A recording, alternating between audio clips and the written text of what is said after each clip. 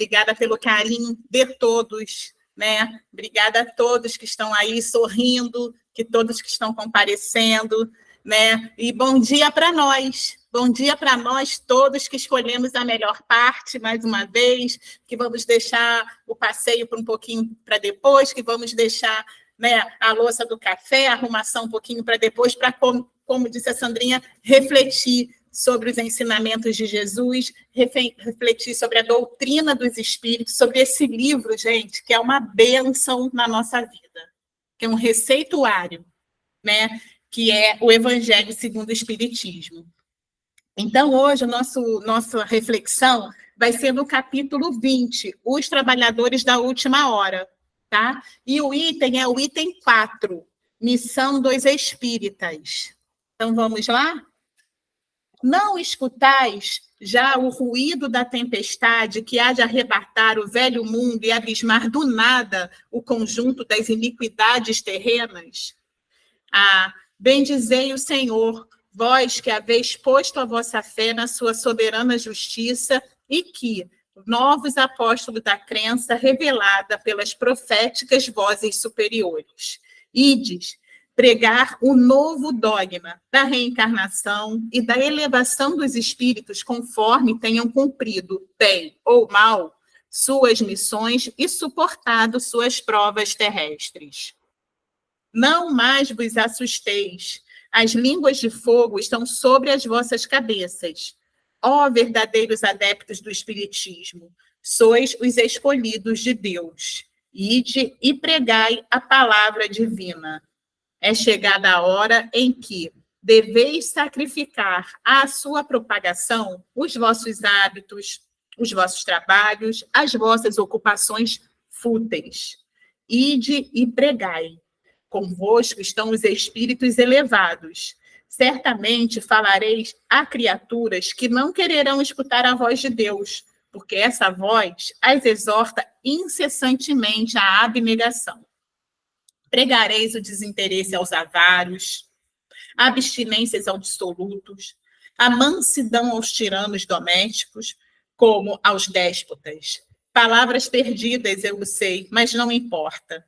Faz-se mister, regueis com os vossos suores o terreno onde tende de semear, porquanto ele não frutificará e não produzirá, senão sob reiterados golpes da enxada e da charrua evangélicas.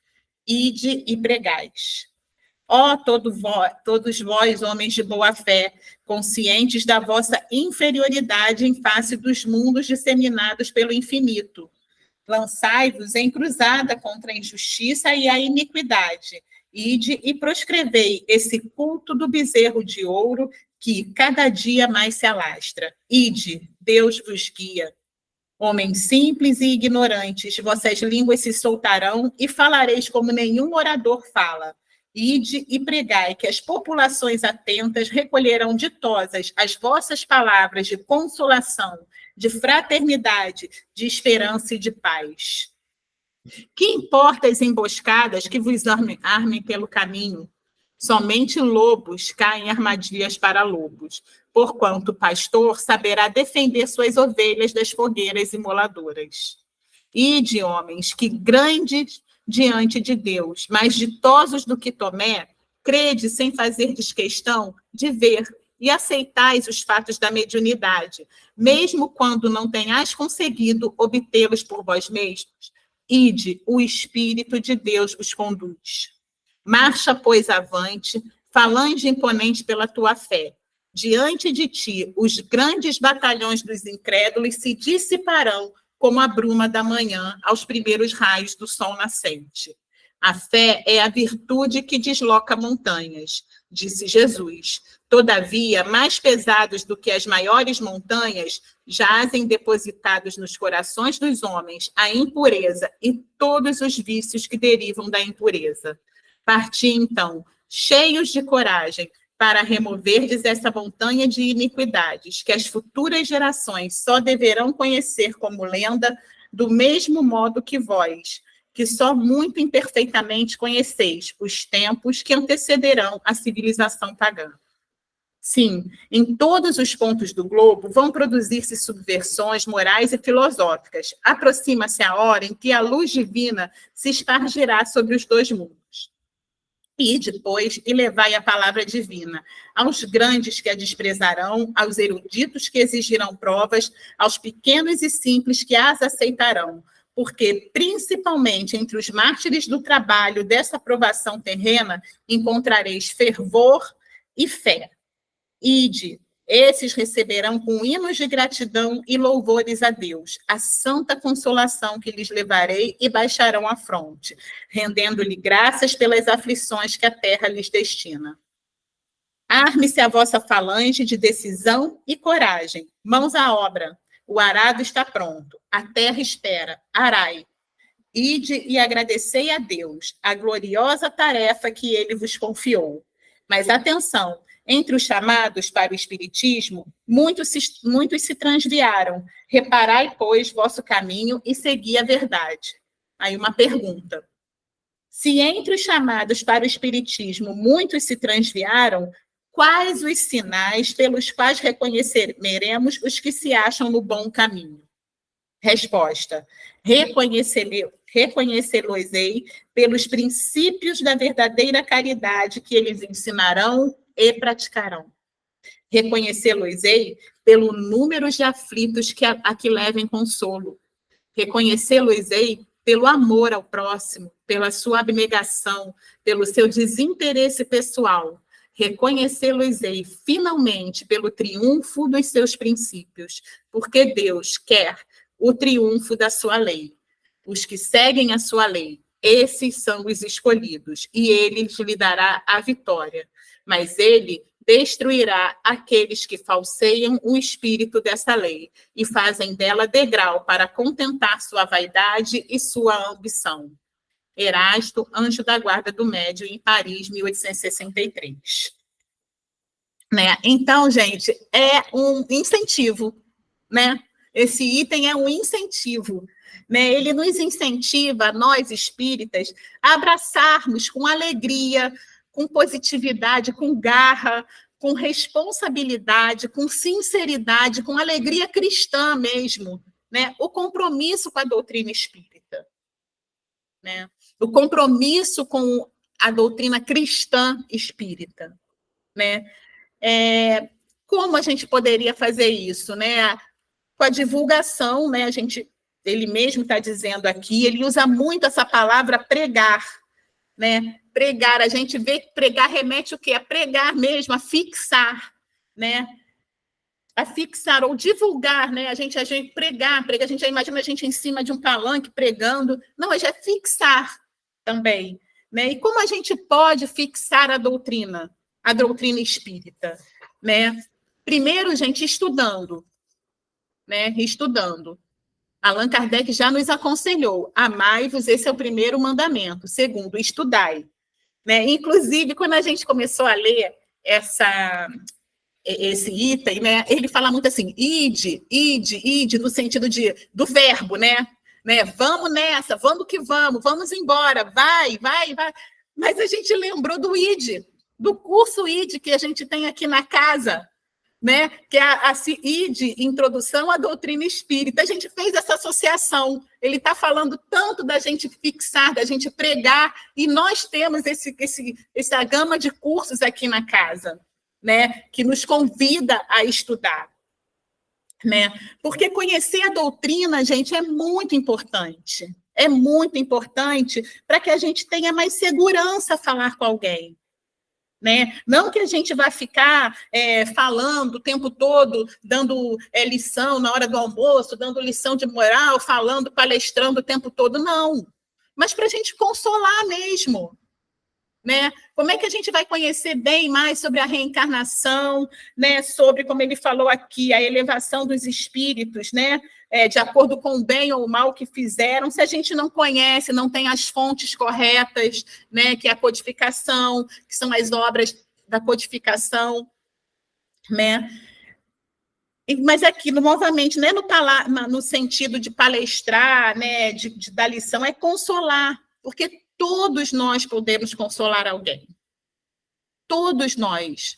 O que a doutrina nos ensina, pode nos acrescentar para a gente consolar, por exemplo, uma mãe que perdeu um filho, ou alguém, né, que perdeu um ente querido, muito amado, há pouco tempo, não tem muito tempo, há pouco tempo a gente viu perderam várias pessoas, né? Tivemos numa pandemia, né?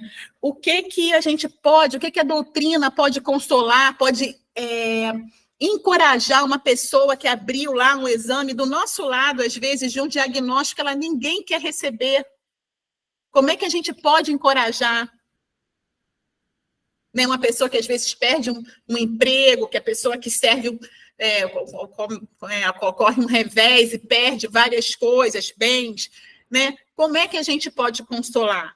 A gente precisa ter uma segurança, pedir a inspiração a Deus sempre, orar, pedir a assistência de Jesus, dos bons espíritos, e a gente ter um conhecimento para passar, né? Nós podemos incentivar também que os outros busquem a doutrina, né? Mesmo que alguns assim não queiram escutar, porque não querem praticar a abnegação, porque não estão prontos ainda, né? Aqui a gente tem tantas palestras aqui na casa, no YouTube, gravadas, né? A gente fala aqui da casa porque a gente conhece o rigor doutrinário com que a equipe doutrinária prepara, com que a equipe prepara as palestras. A gente conhece o rigor doutrinário daqui, tantas palestras aqui, né?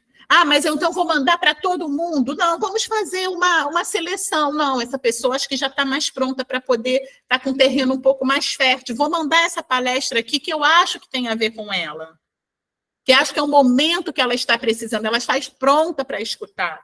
Porque às vezes a gente fica com aquela vontade de querer divulgar, ter uma lista de contato, vou divulgar para todo mundo, e às vezes quando aquela pessoa vai vendo, a gente, mas é da fulana, não vou ver agora não, e não está pronto ainda para aquilo, mas a gente pode mandar uma outra coisa. Né? Porque é difícil, é muito difícil a gente praticar, às vezes, a doutrina. Por quê? Porque à medida que a gente vai conhecendo, a gente vai se aprofundando, a gente percebe que a gente não precisa somente mudar os nossos hábitos, o que já é muito importante. A gente tem que mudar aqui, aqui, o nosso pensamento, o nosso coração, o nosso sentimento. Né? A gente não faz a reeducação alimentar, muitas vezes, todo mundo já escutou falar, né? Todo mundo já deve ter levado algum pito de algum médico, de alguém, quase todo mundo, gente, de reeducação alimentar. Seu exame aqui, tá? Um pontinho para subir aqui esse açúcar aqui. Vamos fazer uma reeducação alimentar, não é? Uma reeducação. Então, a gente também faz a reeducação do sentimento, a reeducação do pensamento. E isso, gente, não vem sem o esforço, sem a abnegação. Né? Não é de uma hora para outra, é com sacrifício mesmo, com suor, mas com vontade de acertar, e também com aquela alegria cristã, porque a gente sabe que o que a gente está fazendo é melhor para a gente e é melhor para todos. Né? Mas qual é a melhor divulgação que a gente pode ter? Qual é a melhor pregação que a gente pode fazer pela doutrina? É o exemplo, é a exemplificação, é o exemplificando. Né, como disse o Emmanuel, né, a palavra esclarece, mas o exemplo arrasta. A gente já escutou muito isso aqui. E a gente pensou recentemente num exemplo que a gente viu, né, do nosso querido irmão Pimenta, né, Sebastião Pimenta, um grande trabalhador do bem, um espírito assim maravilhoso, né, que sempre está trabalhando, está sempre buscando trabalhar no bem. Né, que não desiste de trabalhar no bem, que não existe empecilho para ele trabalhar no bem, ele faz o que está ao alcance dele, ali naquele momento, que ele pode fazer. Este homem, gente, no dia do sepultamento da esposa, de uma companheira de vida dele, de ideal, de vida, que ele estava prestes a completar 50 anos juntos, ele, no dia, ainda se preocupou com os irmãos que batiam à sua porta pedindo lanche, preparou lanche para esses irmãos. Sabe o que é isso? Num dia desse, ele foi lá, mesmo preparou. A gente soube que, às vezes, ele está comendo, está almoçando, se ele não tem nada, ele arranja um saquinho, dá um pouco da comida dele para dar para o irmão. O que é isso? Né? Se isso não é pregar a doutrina cristã espírita, a gente não sabe mais o que é. Pelo exemplo. né? E para a gente, esse espírito erasta aqui, ele dá uma sugestão bem mais simples, que é a gente adequar a nossa rotina. Adequar a nossa rotina para que a gente possa fazer isso. Ele fala, deveis sacrificar à sua propagação os vossos hábitos, as vossas ocupações fúteis, e de pregar, e convosco estão os espíritos elevados. Então, nós estamos sempre bem acompanhados quando a gente se propõe a fazer o bem. Tem até uma palestra aqui da casa que diz, né, abrace o bem, que o bem te abraçará. Também acho que é esse o título. Então, quando a gente abraça o bem realmente nos abraça, né? E a gente vai envolvendo todos os que estão à nossa volta, os que querem, né? Quando às vezes a gente não escuta, poxa vida, depois que ele começou a fazer o evangelho no lar, que ele começou a frequentar a casa espírita, ele melhorou. Ele já não fica vendo aqueles filmes tão violentos, ele já vê com menos frequência, o vocabulário, o palavreado dele já melhorou, ele já não grita tanto assim. A gente vai vendo a modificação da pessoa que realmente está com vontade de mudar. E com isso a gente vai arrastando outras pessoas também para o bem. E quem não quer o bem? Quem não quer o melhor para todo mundo? A gente fala tanto em mundo de regeneração, e como já foi dito também numa palestra, começa por nós, pelos habitantes desse mundo, né?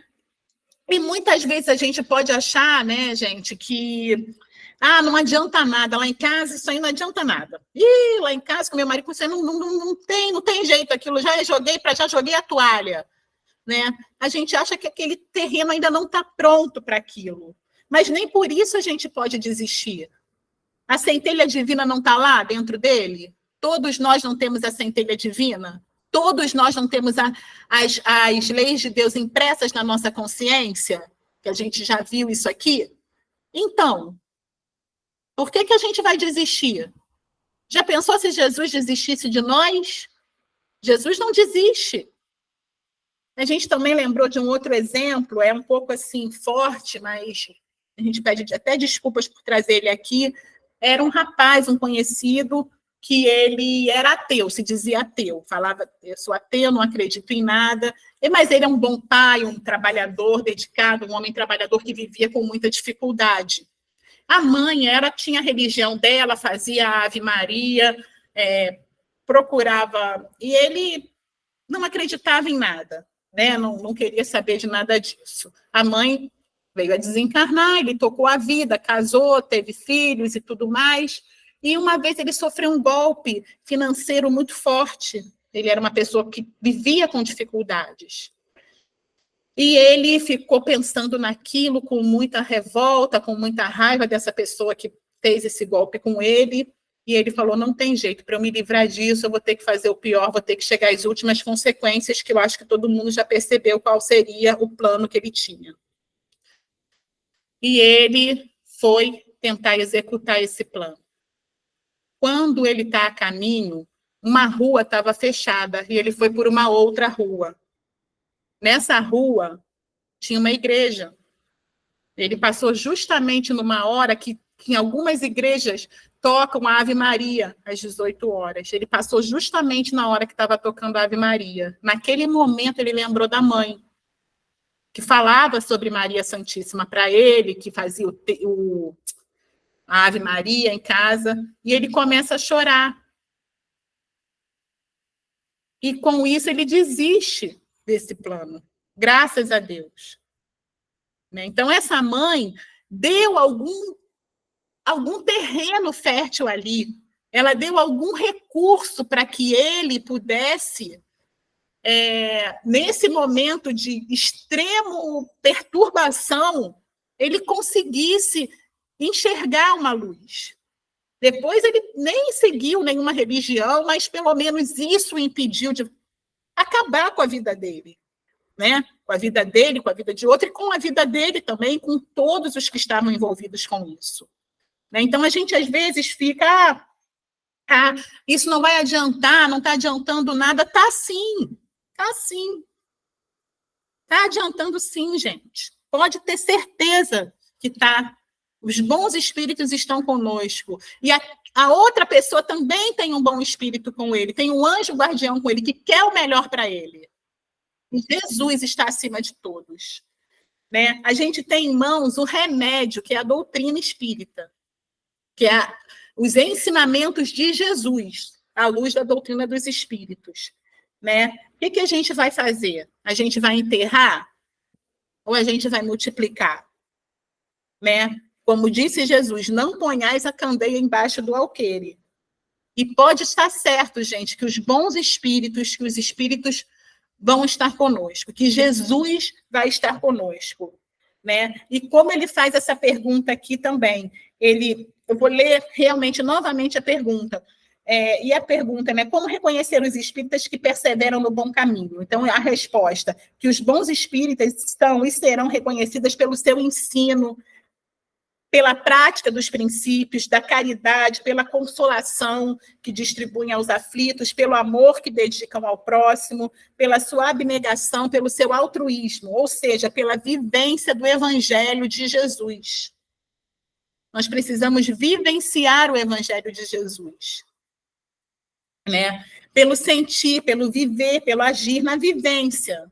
A vivência no dia a dia mesmo, na nossa rotina. Isso é pregar também. Porque muitas vezes a gente lê isso aqui não é para mim, eu não tenho essa aspiração de fazer palestra, de palestrar, de nada. Não. Todos nós podemos. Todos nós podemos fazer. Até mesmo no bom dia, como é que você está? Também é uma maneira da gente pregar. Poxa, ele é tão simpático, tão, né, amável. Por que ele está assim? Ele vai ver, de repente, a gente lendo um livro na hora do almoço, um livro espírita. O que é isso? O que você está lendo? Esse livro aqui é legal, você quer ver? Eu estou na casa tal, vamos lá comigo. A gente não sabe a oportunidade, a gente sabe que nada é por acaso. E, gente, esse livrinho aqui pelo espírito do André Luiz, que se chama Conduta Espírita. E ele fala de várias coisas, perante a mediunidade, perante os companheiros, na propaganda, no templo, no trabalho, vários exemplos, vários guiazinhos. E tem um que diz aqui, perante a própria doutrina. E a gente queria pedir licença aqui para ler o último parágrafo que ele diz. Recordar a realidade de que o espiritismo não tem chefes humanos e de que nenhum dos ceareiros do seu campo de multiformes atividades é imprescindível no cenário das suas realizações. Cristo, nosso divino orientador, não vive ausente. Então, Jesus está sempre conosco, gente. Jesus está sempre feliz por nós. Jesus sempre pregou uma alegria, a alegria cristã. É uma alegria fazer o bem, é uma alegria pregar o bem, é uma alegria exemplificar pelo bem. Claro, gente, é muito difícil tanto que a gente está aqui. É difícil a gente fazer essa reforma íntima, é difícil a gente exemplificar no bem, é difícil, sim. É uma luta interna todo dia. Mas Jesus está vendo o nosso esforço. Jesus está vendo o nosso sacrifício. Jesus está vendo a nossa abnegação. E ele sabe, nós sabemos também, dentro de nós, que isso é o melhor para nós. E é o melhor para o próximo também. Então, vamos, como ele disse, né? Vamos nessa para a gente poder ter alegria de viver em fazer o bem. Né? E um dia a gente acerta, a gente fala que aquela dancinha, 2 para lá e 2 para cá, 2 para frente e 2 para trás, mas os 2 para frente sempre são maiores que os 2 para trás, porque é a lei de Deus, a evolução, né? Então, que Jesus nos abençoe, que ele esteja sempre conosco, ele está conosco, mas que nós estejamos com ele, que os bons espíritos a gente possa escutar sempre o nosso anjo guardião, a nos aconselhar, que a gente sempre possa recorrer a recursos bons que nós temos, né? Bons recursos para poder pregar, para poder exemplificar o bem. Que Jesus esteja conosco. Obrigada pela paciência, pelo carinho de todos.